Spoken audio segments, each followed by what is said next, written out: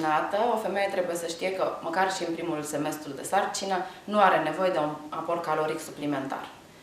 Așa că, la capitolul mâncat în plus, este vorba doar despre o relaxare a tuturor interdicțiilor, probabil, pe care respectiva doamnă și le-a pus de-a lungul vieții, și starea aceasta de a fi gravidă, de fapt, este o stare în care ne permitem orice fel de fantezie și de exces culinar.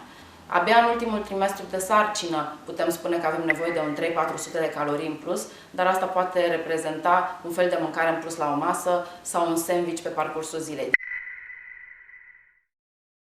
Dacă aveți o poftă de un anumit produs, lucrul acesta, chiar dacă nu este demonstrat științific, ar trebui să fie respectat și satisfăcut, însă nu traduceți în poftă cantitate. Adică a avea poftă de dulce este una și a mânca o tavă de prăjituri sau de plăcintă este deja altceva. Poftele pot fi respectate. Să nu facem un exces de zahăr, pentru că acest nutrient, în afară de energie, nu aduce nimic.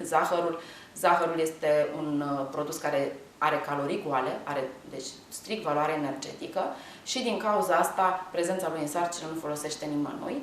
Să nu facem un exces de grăsimi saturate, adică asta înseamnă carne împănată, mezeluri, brânzeturi fermentate, cașcaval, brânză topită, pentru că tot acest surplus de grăsimi saturate sunt foarte ușor apoi de transformat în kilograme în plus la mămică și aceste depozite de grăsime vor fi ulterior greu de pierdut.